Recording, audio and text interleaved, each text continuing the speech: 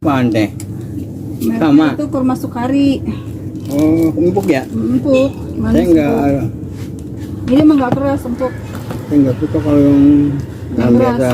Yang keras itu ya, yang kering. Walaupun empuk juga sekarang Iya. kurma Madinah tuh. Itu kurma Sukari katanya. Sama ini mah itu. Sama. Ini acaranya goceng. Nyanyi banget dagang. Kan sedikit, mau yang sedikit harganya ya itu. Ini di atas ini. Iya. Kurma. Apalagi Pak RT? Jangan. Makan 4 biji udah kenyang. Rasanya kenyang banget. Bulan cukup. Alhamdulillah, sebulan cukup. 5 paling mana. Kalian makan juga banyaknya, 5 biji, 3 biji. Rasanya udah kenyang. Gimana uangnya? Ayo, ini jajan yang mana? Terima kasih. Akang mana? Akang ada lagi masak. Gantian saya di warung, Akang masak. Iya. Ups. Halo, assalamualaikum warahmatullahi wabarakatuh. Jumpa kembali dengan vlog harian saya di channel Teteh Simpur Jaya. Seperti biasa teman-teman, aktivitas di sore hari melayani pembeli ya. Beginilah sore hari di warung sembako ya. Setiap hari begini. Begini ya teman-teman, jangan bosan-bosan nonton ya. Saya pun nggak bosan di warung sembako ya. Setiap hari itu pasti beda cerita, beda apa namanya ya, beda suasana ya. Kadang-kadang ngeselin, kadang nyenengin, kadang bikin ketawa gitu ya. Ada aja ya teman-teman yang namanya sehari-hari di warung sembako itu pasti aja nemu sesuatu yang bikin kita kadang seneng, kadang sedih, kadang apapun ya kita rasakan di sini di warung sembako ya teman-teman. Begitupun dengan keseharian kita, namanya pemilik warung itu kan pasti aja ya, ada aja masalahnya ya teman-teman. Entah itu apa gitu, entah itu dari barang-barang yang kosong, entah itu dari para pelanggan yang ngotot minta harga murah, ataupun pelanggan yang sedikit menyinggung kita gitu. Namun kita ya namanya pemilik warung harus terlihat ceria, terlihat bugar, terlihat sehat, terlihat semangat ya menjalani usaha gitu teman-teman. Bagaimanapun kondisi kita, para pembeli itu, para pelanggan itu tidak tahu ya, tidak tahu urusannya. Yang penting mereka itu dilayani dengan baik gitu kan ya, diberikan pelayanan terbaik dari kita. Dan pelayanan itu nomor 1 di warung sembako ya teman-teman. Jika barang banyak, harga murah pun, jika pelayanan tidak baik, tidak ramah, tidak menyenangkan pembeli ya mungkin akan ada kekurangannya ya teman-teman. Karena berjualan itu tidak harus melulu dengan harga murah, namun dari skill kita pun, cara kita berjualan itu pun menjadi salah satu daya tarik untuk para pelanggan kita ya teman-teman. Untuk agar warung kita itu terlihat, bukan terlihat lagi ya, memang ramai pembeli, itu banyak sekali faktor-faktor yang harus kita perhatikan ya teman-teman. Selain harga-harga yang murah, barang-barang yang lengkap, serta pelayanan yang baik ya, yang menurut pelanggan itu nyaman ya, dan kebersihan pun harus dijaga. Kebersihan warung ataupun kebersihan barang-barang yang kita jual itu sangat penting sekali ya teman-teman.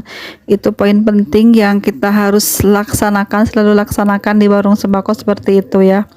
Namun namanya berjualan itu banyak sekali cara-caranya, trik-triknya ya teman-teman. Saya ini baru mau berbagi lagi pengalaman saya berdagang ya teman-teman. Ini ngomongnya belepotan, mohon maaf nih, sambil-sambil soalnya ya. Saya itu pernah berbelanja dari salah satu bapak-bapak gitu ya.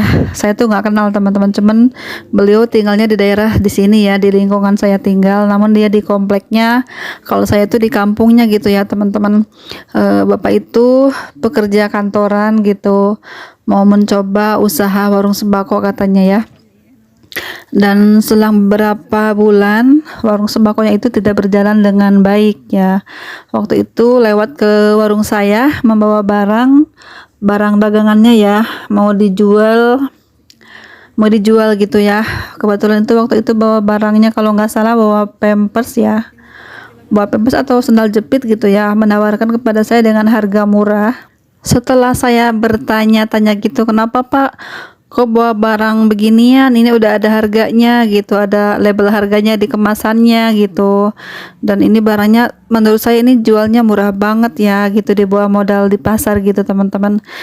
Setelah saya tanya-tanya gitu, ternyata bapak ini mantan penjual barang sembako ya di rumahnya ya, atau apa namanya ya, mantan mantan ya, pernah berjualan sembako di rumahnya seperti itu. Namun beliau tidak sabaran katanya ya, ternyata berjualan sembako itu begini ya, kan hanya menghabiskan modal katanya seperti itu. Saya tidak terbiasa gitu katanya ya, dan ini untuk kesibukan istri saya di rumah katanya, supaya ada penghasilan, supaya ada pendapatan di rumah gitu, karena istrinya itu jenuh ya di rumah saja, tidak bekerja lagi di luar rumah gitu ya. Mungkin karena ada apa gitu, saya nggak tanya-tanya juga sih, cuman ceritanya seperti itu. Dan bapak ini menghabiskan modal sekitar 50 juta atau 40 juta waktu itu ya, ceritanya seperti itu. Dan beliau hanya bertahan sekitar 11 bulan atau 9 bulan gitu dalam mengelola warungnya ya teman-teman. Menurut bapak ini berjualan sembako itu sangat menyita waktu. Beliau itu kurang istirahat katanya ya, saat lagi istirahat ataupun mungkin lagi pengen sepi, pengen menyendiri, tiba-tiba ada yang ketuk pintu untuk sekedar membeli minuman atau sekedar membeli obat 1 tablet katanya, atau sekedar membeli sabun gitu katanya. Jadi merasa tidak nyaman gitu, sering terganggu istirahatnya gitu teman-teman ya. Dan sering tutup warungnya, namun masih aja ada yang suka mengetok pintu untuk membeli barang-barang yang dijualnya seperti itu. Istri saya tidak bisa istirahat siang katanya ya, karena sambil ngurus anak di rumah, sambil menyusui seperti itu ya. Jadi anaknya tuh sering terganggu tidurnya karena harus bapak melayani pembeli yang membeli di warungnya itu ya teman-teman. Nah dari situ bapaknya memutuskan untuk menjual barang-barang sembakonya itu ya. Namun beliau kebingungan teman-teman, menjual barang-barang ini kemana katanya ya. Pernah juga beliau menawarkan ke beberapa temannya yang sama-sama berjualan juga, namun hanya membeli sedikit barang-barangnya ya, yang kira-kira laku saja, sementara barang-barang yang lambat lakunya itu masih tersisa di warungnya. Dan beliau ini sambil bekerja, mau berangkat kerja gitu, sambil membawa barang-barang ini, mencari beberapa warung ya teman-teman, menawarkan barang-barang sisa barang jualannya itu. Nah kebetulan itu lewat warung saya dan menawarkan juga beberapa barangnya itu ke saya teman-teman. Nah semenjak itu beberapa hari kemudian, setiap pagi bapak itu lewat sambil membawa barang-barang sembako ya yang tersisa di warungnya itu. Waktu itu bapak itu membawa ada sandal jepit ya, ada pampers ya berbagai ukuran, ada juga gula putih, ada lampu ya, peralatan listrik gitu, ada juga obat-obatan gitu teman-teman ya. Terus yang lainnya itu seperti Indomie dan apa itu makanan-makanan ringan itu dikonsumsi sendiri katanya gitu ya, dan dibagi-bagikan kepada kerabatnya gitu ya teman-teman. Itu yang tidak bisa digunakan dijual lagi, namun bapaknya tuh kebingungan gitu ya, mau dijual ke agen nggak mungkin katanya. Tapi bapak itu nyari warung-warung kecil ya, yang warung seperti saya ini, untuk menawarkan barang-barangnya tersebut. Saya beli itu waktu itu hampir 4 jutaan ya teman-teman, dicicil gitu barangnya ya. Kadang sehari bawa apa gitu ya teman-teman. Nanti ditulis di buku, di total ya, bawa kopi juga ya, kopi instan gitu teman-teman, berbagai merek dah gitu. Dan beliau bilangnya begini, bagaimana aja ibu katanya, terserah ibu aja belinya berapa, yang penting saya ini barang saya ini terjual katanya gitu, nggak apa-apa. Misalnya modal kopi waktu itu masih murah ya teman-teman, masih sekitar 9.000 atau 8 atau 10.000 gitu ya. Bapak itu kan bilangnya gini, nggak usah harga agen, biasanya dapat beli berapa katanya gitu, nanti saya kurangin harganya seperti itu ya. Dan waktu itu saya bilang dari agen itu sekitar 10.000 gitu. Terus bapak itunya bilang nanti saya kasih 8.000. Nah segitu kan untungnya udah lumayan bagi saya. Namun bagi bapak itu tidak mikirin untung ruginya, yang penting barangnya itu terjual habis, seperti itu ya teman-teman.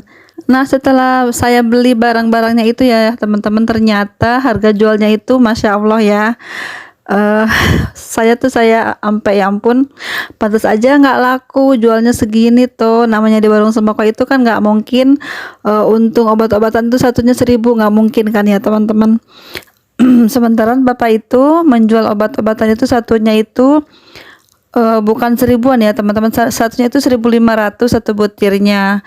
Dan untuk menurut saya di warung sembako itu tidak ada yang menjual Paramek Rp2.000 per butir ya. Kalau saya di sini kan paling Rp1.000 gitu ya teman-teman. Ini saya lihat di label harganya itu, di setiap kemasannya itu ditulisin memang ya udah bagus juga sih. Cuman harganya itu Masya Allah tinggi-tinggi banget, pantas aja nggak laku ya gitu ya. Saya pikir ya dalam hati ya, namanya jualan itu nggak ada yang untung besar, jualan beginian apa gitu ya. Nah, cuman saya nggak berani ngungkapin karena ya takut tersinggung gitu ya teman-teman. Ya sementara kita yang sudah lama mengelola usaha warung sembako ini kan sudah tahu ya modalnya berapa, dan kita biasa jual tuh berapa, harga pasarannya berapa gitu ya. Nah disitulah ya teman-teman, namanya jualan itu ada ilmunya juga. Ilmu jualan tuh, ilmu dagang tuh tidak mudah ternyata teman-teman ya. Kita tidak bisa mengambil keuntungan langsung besar begitu ya, apalagi warung baru. Mungkin harus bisa menyesuaikan juga dengan warung sekitarnya, apalagi jika banyak saingan di sekitar lingkungan tempat tinggal kita ya teman-teman. Nah dari situ saya melihat, oh iya ternyata tidak semua orang punya skill berdagang ya. Biarpun punya modal banyak, modal besar, namun jika tidak ada skill dagang itu ya kerepotan juga ya teman-teman. Harus punya pengalaman juga tentang berdagang sembako ini, tidak mudah memang ya. Apalagi berjualan sembako ini untungnya sedikit banget. Mungkin dari situ ya saya nebaknya, mungkin bapak ini biasa dapat uang gepokan gede-gede, mungkin ya nggak telaten dengan keuntungan 1.000 ataupun Rp500. Nah seperti itu ya teman-teman. Jadi menurut saya para pedagang sembako itu menurut saya orang-orang yang sabar ya. Sabar karena apa? Sabar dalam menerima keuntungan ya. Misalnya kita kan Rp1.000, Rp500, nah seperti itu kan sabar banget kan kita ngalem sendiri ya. Karena dari sedikit itu ya teman-teman, jadi kita tuh lebih nerima gitu ya, lebih menyadari gitu. Ternyata barang-barang sembako seperti ini, jualan seperti ini tuh nggak bisa langsung mengambil untung 1.000, 5.000, nggak bisa begitu ya teman-teman, kecuali barang-barangnya yang besar dan memang lakunya lambat seperti itu ya. Nah dari situ saya lihat lagi di barang-barangnya itu, gula pasir sampai setengah kilo itu jualnya 8.500 gitu ya. Ya Allah kata saya, ini pantas aja nggak laku bapak gitu kan ya. Mungkin kalau saya deket saya ajarin dulu ya bapak ini berjualan ya. Jangan begitu caranya, biar pelanggannya tetap berbelanja dan barangnya tidak mengendap begitu ya, sayang modalnya, menurut saya seperti itu. Namun bapak ini ya mungkin baru kali ini juga mengelola warung sembako dan langsung menyerah begitu aja teman-teman. Saya tanya lagi, bapak modal berapa nih buka warung segini tuh gitu, saya tanya gitu. Bapaknya bilang saya habis 40 juta katanya barangnya aja gitu. Dan kalau rumah sih tempatnya nggak nyewa, di rumah sendiri katanya gitu. Namun banyak beberapa barang etalase dan rak-raknya gitu masih ada katanya, tapi untuk diminta sama saudaranya gitu teman-teman. Nah semenjak menjual barang-barang itu, bapaknya itu tidak pernah lewat sini lagi teman-teman ya. Mungkin karena tidak ada keperluan, jadi beliau tidak keliling lagi mencari warung-warung untuk menjual barang-barangnya ya teman-teman. Namun menurut saya bapak ini pinter juga ya, tidak membuang barang-barangnya ya, tidak disimpan di rumahnya. Namun bapak ini masih membantu lagi kepada orang-orang yang membutuhkan barang-barang ini, meskipun bapak ini menjual secara rugi ya, tidak mendapatkan keuntungan sama sekali, malah menjualnya di bawah harga modal pasaran gitu teman-teman. Mungkin pikirnya daripada di rumah dibuang atau mubazir gitu ya, lebih baik dijual secara murah aja gitu teman-teman ya. Nah itulah ya teman-teman ya pengalaman saya selama berdagang. Ada yang bermodal 40 juta hanya sampai 11 bulan atau 9 bulan gitu ya, baru menjalani sudah keteteran ya, karena tidak tahu ilmu dagang sembako itu seperti apa. Dan kelihatannya memang mudah, namun kita yang menjalaninya ya seperti itu ya. Kalau kita mudah menyerah ya mungkin modal berapapun akan habis ya teman-teman. Karena berdagang sembako itu perlu ketelatenan, keuletan, ketekunan, dan kesabaran tentunya ya dalam mengelola usaha ini. Karena itu untungnya sedikit ya, menurut saya sedikit banget. Jadi banyak orang yang untuk apa jualan sembako, untungnya cuma 500 gitu. Padahal jika kita tekuni dengan serius, dengan sungguh-sungguh, dengan benar-benar gitu ya, menghasilkan juga gitu. Namun ya bagi sebagian orang itu teman-teman ya, karena tidak sabarannya itulah, hanya mencoba saja, mungkin melihat tetangganya ataupun saudaranya yang berhasil, mungkin langsung belanja modal segini, nggak mikirin harga modal berapa, biasanya modal berapa gitu kan ya. Jadi mungkin langsung belanja aja, tidak nanya-nanya dulu ke temannya yang berdagang sembako ini teman-teman. Nah itu dulu ya teman-teman pengalaman saya berdagang sembako, itu banyak sekali lika-likunya, dan ada kejadian lucu, ada kejadian juga yang mengharukan juga ya. Di antaranya tadi tuh seperti bapak tadi ya, kak saya tuh kasihan juga gitu ya, modal segitu banyaknya, namun ya gitu ya, biarpun modal banyak, modal besar, namun jika pengelolaannya tidak benar ya akan fatal juga akibatnya ya. Terima kasih semuanya sudah menonton.